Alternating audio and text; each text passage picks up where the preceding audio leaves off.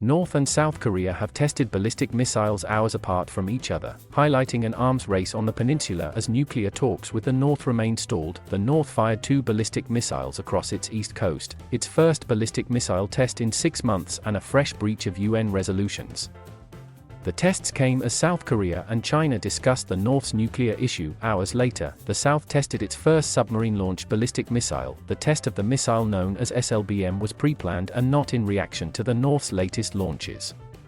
It makes South Korea the 7th country in the world with such technology.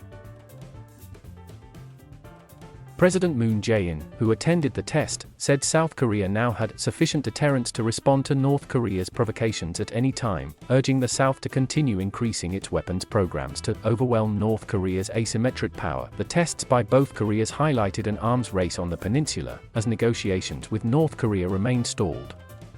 The US wants the country to give up its nuclear and missile programs in exchange for sanctions relief, but the North has refused.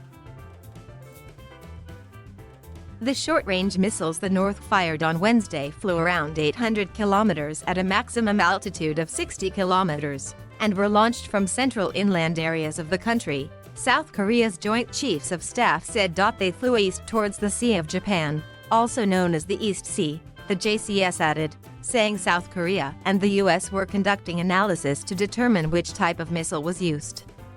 The U.S. Indo-Pacific Command said the missiles did not pose an immediate threat to U.S. personnel, territory, or allies, but that they highlighted the destabilizing impact of illicit weapons program. Japanese Prime Minister Yoshihide Suga called the launch outrageous, saying it threatened peace and security in the region. Experts say Pyongyang carries out such tests to improve its technology while trying to increase its leverage in negotiations with Washington. It's extraordinary timing that you have not one, but 2 Koreas testing ballistic missiles on the same day, Professor John Delury at Yonsei University told AFP news agency. It does speak to the fact that there's an arms race in this region. Earlier, China's Foreign Minister Wang Yi held talks with his South Korean counterpart, Chung Eui-yong, in Seoul, and said all parties should work to promote peace and stability on the Korean peninsula. Not only North Korea but other countries are carrying out military activity, he said. All of us should make efforts in a way that helps resume dialogue. UN resolutions ban North Korea from carrying out tests with ballistic missiles, which can carry either nuclear or conventional warhead, in efforts to curb the country's nuclear program. Ballistic missiles are classed according to how far they can travel, the furthest of which being an intercontinental ballistic missile.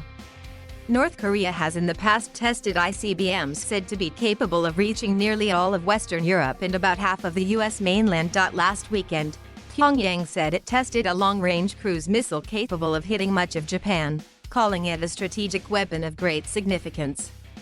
Experts say it could possibly carry a nuclear warhead.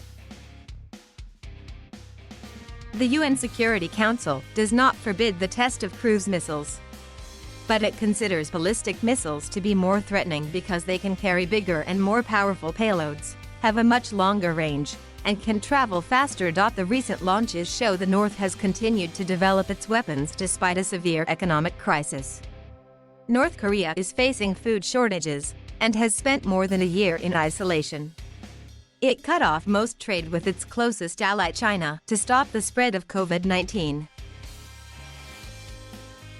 Last March, Pyongyang defied sanctions and tested ballistic missiles, which triggered a strong rebuke from the US, Japan and South Korea. And last month, the UN Atomic Agency said North Korea appeared to have restarted a reactor which could produce plutonium for nuclear weapons, calling it a deeply troubling development.